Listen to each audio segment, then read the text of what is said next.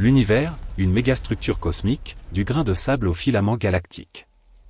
L'odyssée de la compréhension humaine face à l'immensité cosmique est peut-être la plus grande saga jamais racontée, une fresque épique où chaque découverte ajoute une nouvelle couche de complexité à notre perception de la réalité. Le concept de l'univers comme une mégastructure, une entité organisée non par décret intentionnel mais par des lois physiques implacables, résonne avec une profondeur troublante. Nous ne sommes pas simplement des spectateurs d'un chaos aléatoire, mais les habitants d'un système hyper-organisé, dont l'architecture s'étend de l'infiniment petit, la particule élémentaire, à l'infiniment grand, le réseau cosmologique. Cette narration cherche à dépeindre cette architecture en mouvement, tissant ensemble la physique des particules, la cosmologie observationnelle et les dernières avancées en matière de simulation numérique, le tout présenté comme une toile narrative ininterrompue. Pour saisir l'échelle de cette organisation, il faut commencer par l'unité la plus humble, le grain de sable cosmique, que nous réduisons ici à l'atome, et par extension, aux constituants fondamentaux de la matière. La physique des particules, souvent désignée par le modèle standard, nous enseigne que toute la matière baryonique, celle qui compose les étoiles, les planètes et nous-mêmes, est ultimement régie par une symétrie brisée et des interactions médiatisées par des bosons. Pensez à l'électron, portant une charge négative élémentaire, et aux quarks, dont les combinaisons forment les protons et les neutrons. Ces quarks, soumis à la force forte, sont prisonniers d'un confinement asymptotique, une conséquence directe de la chromodynamique quantique, où la force de liaison augmente avec la distance, contrairement à la gravitation ou à l'électromagnétisme. Il est fascinant de noter que l'intégralité de notre expérience sensorielle, la solidité que nous attribuons au mot « réalité », repose sur cette dynamique subtile des forces fondamentales à des échelles de l'ordre de 10 puissance moins 15 mètres. Mais l'organisation de l'univers ne se limite pas à la cohésion interne de la matière, elle se manifeste spectaculairement dans son assemblage à grande échelle. Si l'atome est le grain de sable, les galaxies sont les grains de sable agglomérés par la gravité, cette force maîtresse qui sculpte l'univers observable. La matière ordinaire, dont nous avons discuté, ne représente qu'environ 5% de la densité énergétique totale de l'univers, une proportion infime qui souligne l'ampleur de notre ignorance structurale. Les 75% restants sont constitués de cette substance énigmatique que nous nommons énergie noire, le moteur de l'expansion accélérée, et environ 24% de matière noire, le ciment gravitationnel invisible. Sans la matière noire, les galaxies se disloqueraient, leur vitesse de rotation périphérique excédant de loin ce que la masse visible pourrait justifier. Les courbes de rotation galactique, mesurées avec une précision stupéfiante grâce à l'effet Doppler appliqué au ray spectral des atomes d'hydrogène neutre, confirment l'existence de halos massifs et diffuses de cette matière invisible, s'étendant bien au-delà du disque stellaire visible. L'organisation cosmique atteint son apogée dans la structure à très grande échelle, le fameux réseau cosmologique, ou le web cosmique. Ce n'est pas une simple distribution aléatoire de points lumineux, c'est un motif fractal, une structure filamenteuse omniprésente qui rappelle étrangement les réseaux neuronaux ou les réseaux de transport terrestre.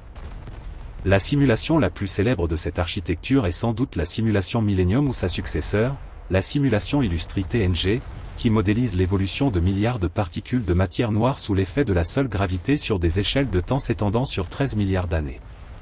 Ces simulations reproduisent avec une fidélité remarquable les observations faites par des relevés astronomiques massifs comme le Sloan Digital Sky Survey.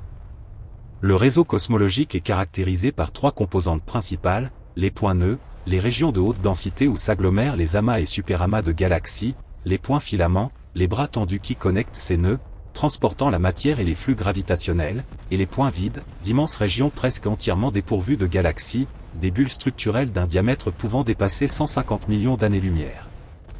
Le superamas de l'Aniakea, notre propre île-continent galactique qui contient la Voie lactée, est un exemple parfait de structure s'organisant le long d'un filament, se dirigeant inexorablement vers un point de convergence gravitationnelle encore plus massif, le grand attracteur.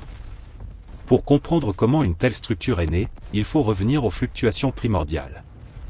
L'univers, tel que décrit par le modèle cosmologique standard lambda CDM, lambda pour l'énergie noire et CDM pour cold dark matter, a commencé dans un état presque parfaitement homogène et isotrope après l'inflation, cet épisode d'expansion exponentielle fulgurante dans les premières fractions de seconde après le Big Bang. Cependant, il n'était pas point parfaitement homogène. Les données recueillies par le satellite Planck sur le fond diffus cosmologique, la lumière la plus ancienne que nous puissions capter, révèlent de minuscules anisotropies de température, des variations de l'ordre de 1 partie sur 100 000. Ces fluctuations quantiques, étirées à des échelles cosmologiques par l'inflation, sont les germes gravitationnels de tout ce que nous voyons aujourd'hui. Ces infimes différences de densité, les graines de la structure, ont servi depuis de potentiels gravitationnels. Sous l'influence dominante de la matière noire froide, qui n'interagit pas électromagnétiquement et ne subit donc pas la pression de rayonnement qui aurait empêché la matière ordinaire de s'effondrer rapidement, ces régions denses ont commencé à croître par accrétion gravitationnelle. C'est un processus hiérarchique, les petites structures se forment en premier, fusionnent pour créer des halos plus grands, qui à leur tour se regroupent pour former des amas, puis des superamas. Cette hiérarchie est fondamentale à l'idée de l'univers comme une mégastructure organisée, un processus qui rappelle la cristallisation, mais à une échelle temporelle et spatiale colossale. L'évolution de cette hiérarchie est décrite par des équations d'évolution des perturbations dans un fond cosmologique en expansion. Si l'on considère le facteur d'échelle $A, T, $ de l'univers, l'amplitude des perturbations de densité $delta rho évolue approximativement comme $delta propto A, T, $ tant que la matière domine l'énergie de l'univers.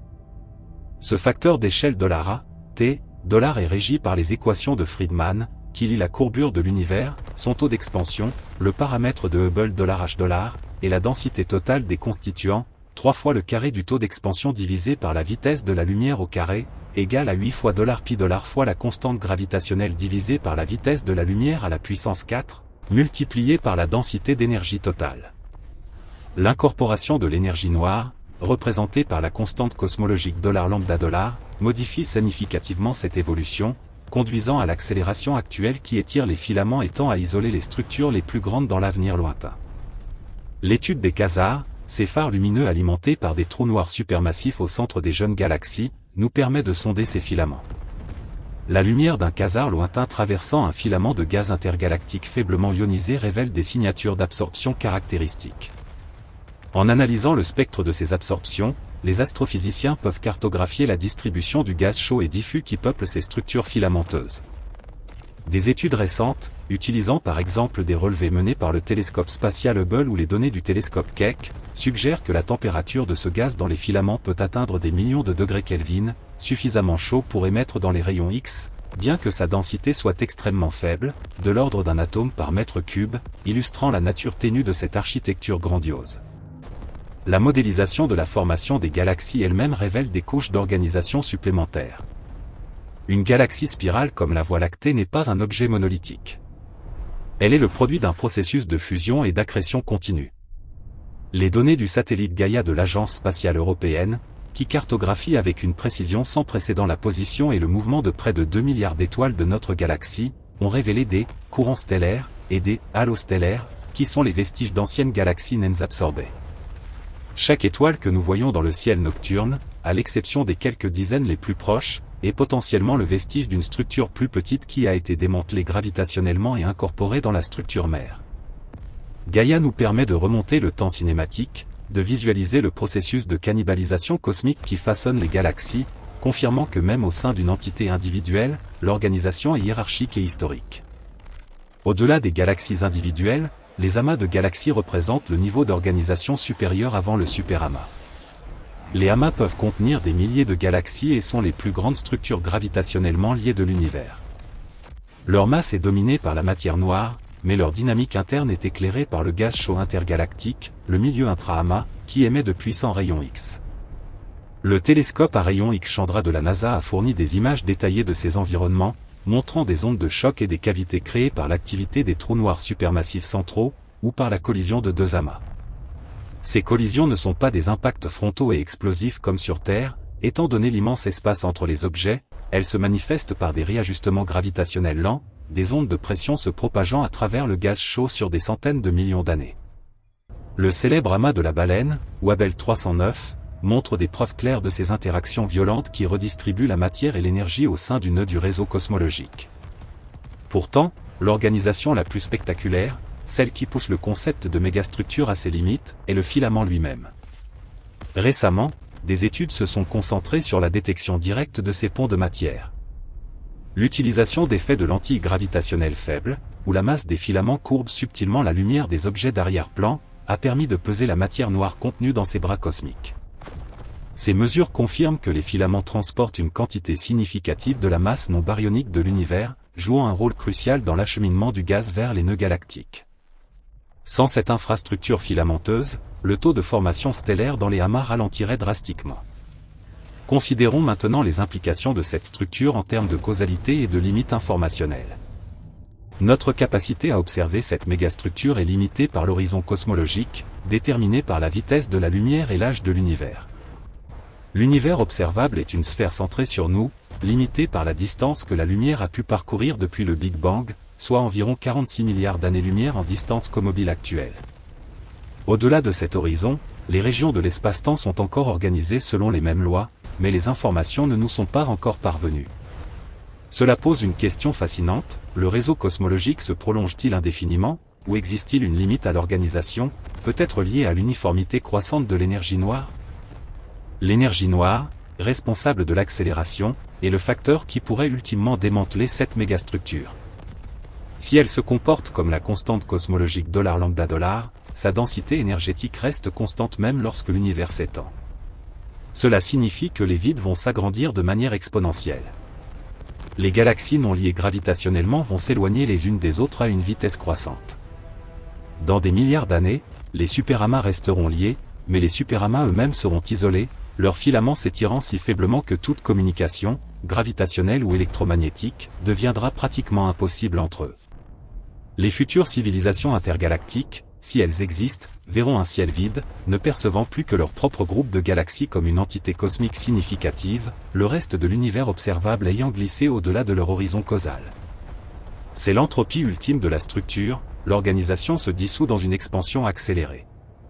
Revenons au niveau micro, le grain de sable, et examinons les théories qui tentent d'unifier les forces, car l'organisation de la matière elle-même est un problème d'ingénierie fondamentale. La recherche de la gravité quantique, la tentative de marier la relativité générale décrivant l'espace-temps et la gravité, avec la mécanique quantique décrivant les trois autres forces, est la quête ultime pour comprendre l'organisation au niveau le plus fondamental. Des cadres comme la théorie des cordes ou la gravité quantique à boucle proposent des hypothèses sur la nature fondamentale de l'espace-temps. La théorie des cordes suggère que les entités fondamentales ne sont pas des points mais des vibrations de cordes unidimensionnelles, opérant dans un espace-temps à 10 ou 11 dimensions, dont les dimensions supplémentaires sont compactifiées, ou enroulées, sur elles-mêmes à des échelles de l'ordre de la longueur de Planck, soit environ 10 puissance moins 35 mètres. Si cette théorie est correcte, l'organisation de la matière elle-même dépendrait de la géométrie de ces dimensions cachées, une stratification de la réalité bien plus complexe que la simple superposition des champs que nous observons actuellement. La comparaison entre la physique des particules et la cosmologie à grande échelle est troublante. Dans les deux cas, nous observons des structures ordonnées émergeant de lois simples. Dans le modèle standard, les champs et leurs interactions définissent la stabilité de la matière. Dans la cosmologie, la gravité et les conditions initiales définissent la formation du réseau cosmologique. L'analogie est si forte que certains physiciens explorent l'idée que la structure du réseau cosmologique lui-même pourrait être une projection des structures géométriques ou topologiques découvertes dans des théories de gravité quantique, bien que cela reste hautement spéculatif. Examinons plus en détail les données observationnelles qui confirment la nature non aléatoire de cette structure. Les mesures de la fonction de corrélation de points des galaxies sont cruciales. Cette fonction mesure la probabilité de trouver deux galaxies séparées par une certaine distance $R$, comparée à une distribution aléatoire, de Poisson. Les données montrent un pic significatif à des échelles d'environ 150 millions de parsecs, correspondant aux tailles typiques des superamas et des filaments.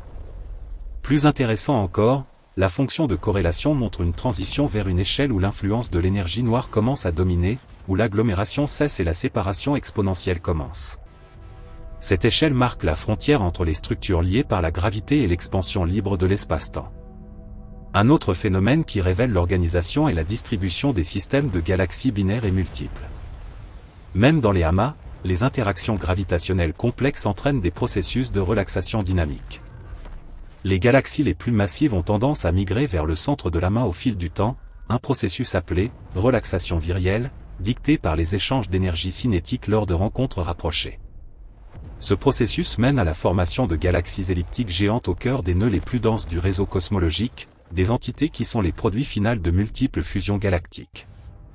L'étude des amas riches, comme l'amas de Coma, montre une concentration progressive de masse au centre, une évidence de la thermodynamique appliquée à la gravité. L'impact de la matière noire sur cette organisation est si prédominant qu'il est tentant de voir l'univers comme une structure principalement faite de matière noire, avec la matière baryonique, la matière visible, servant de traceur de cette armature invisible. Les simulations montrent que les halos de matière noire se forment d'abord, servant de moule.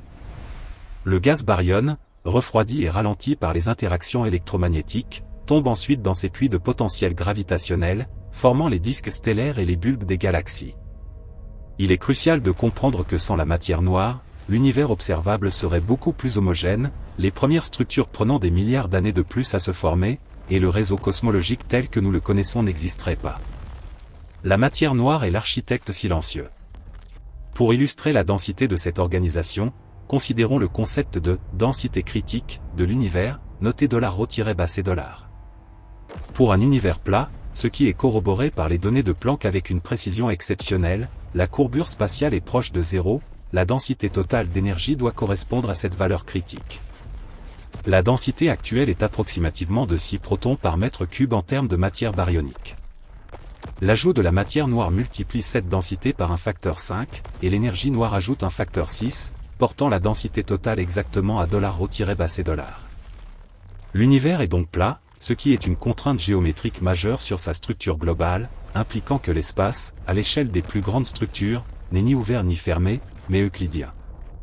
Cette platitude est une relique de la phase d'inflation, où l'expansion fut si rapide qu'elle a aplati toute courbure préexistante.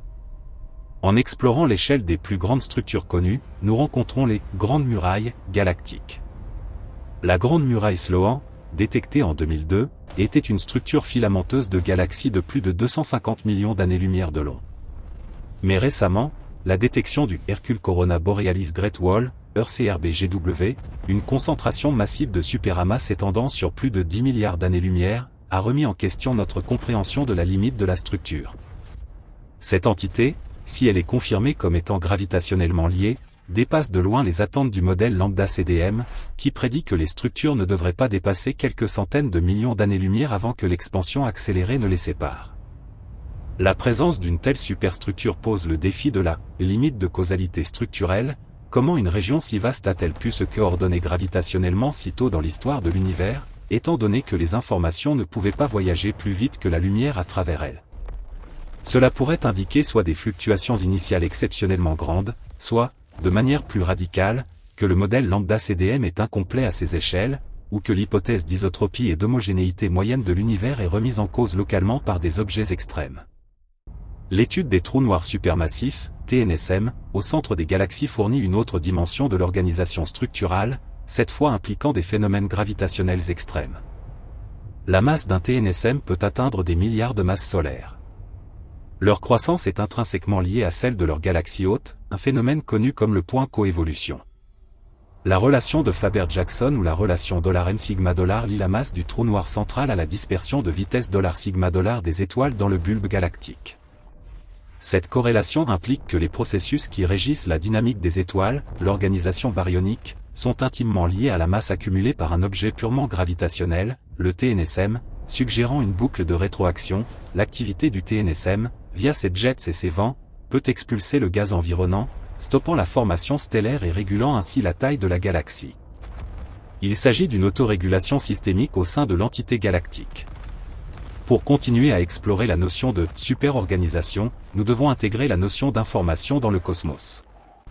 Selon certains principes inspirés de la thermodynamique et de la physique de l'information, l'univers pourrait être considéré comme un ordinateur colossal, traitant l'information.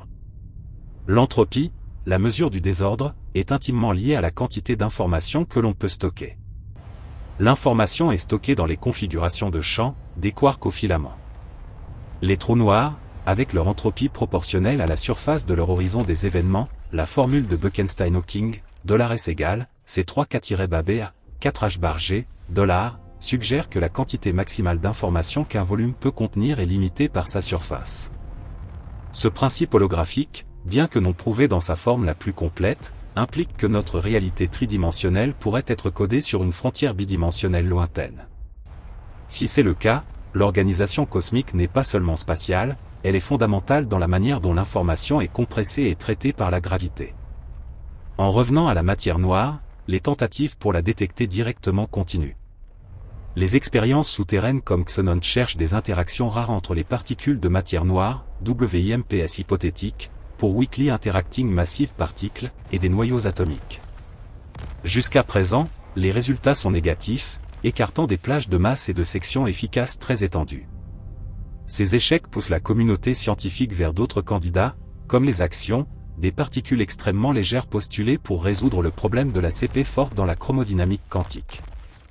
Si les actions constituent la matière noire, leur comportement collectif pourrait générer des structures encore plus subtiles que celles prédites par les simulations CDM classiques, peut-être avec des effets quantiques visibles à l'échelle des galaxies naines. L'influence de la physique sur la biologie et, par extension, sur la vie, est la dernière étape de cette chaîne organisationnelle. La vie, telle que nous la connaissons, est un phénomène incroyablement organisé qui exploite les gradients d'énergie dans un environnement structuré. La Terre, évoluant au sein de la Voie lactée, elle-même un des nombreux membres d'un amas galactique orbitant dans un filament, bénéficie d'un environnement relativement stable. Notre système solaire est situé dans une région de densité stellaire modérée, loin des centres galactiques violents où les radiations intenses et les fusions fréquentes rendraient l'évolution complexe improbable. Notre positionnement au sein du réseau cosmologique n'est donc pas un hasard, les filaments fournissent la matière pour former les galaxies, et les galaxies fournissent les systèmes solaires stables nécessaires à la chimie complexe. C'est une imbrication d'échelle où l'organisation macroscopique permet l'organisation microscopique de la biologie. Pour conclure cette exploration sans fin, l'univers est une machine d'une complexité stupéfiante, où chaque échelle de grandeur obéit à des règles différentes mais interconnectées.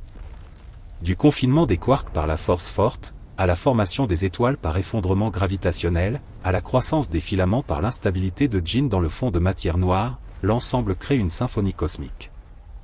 Nous avons cartographié le squelette, les filaments et les vides, nous avons identifié les articulations, les amas de galaxies, et nous commençons tout juste à déchiffrer les matériaux de construction, matière noire et énergie noire. L'univers n'est pas juste grand, il est structuré. C'est une mégastructure dont la conception, si elle n'est pas intentionnelle, est la conséquence la plus naturelle et la plus grandiose des lois fondamentales de la physique, une architecture qui nous promet, à chaque nouvelle observation, que notre voyage de compréhension ne fait que commencer, car la prochaine frontière, qu'elle soit dans la masse de l'action ou l'étendue des vides cosmiques, révélera inévitablement de nouvelles strates d'ordre et d'interconnexion. Le grain de sable est lié au mur, et cette liaison est l'essence même de la cosmologie moderne.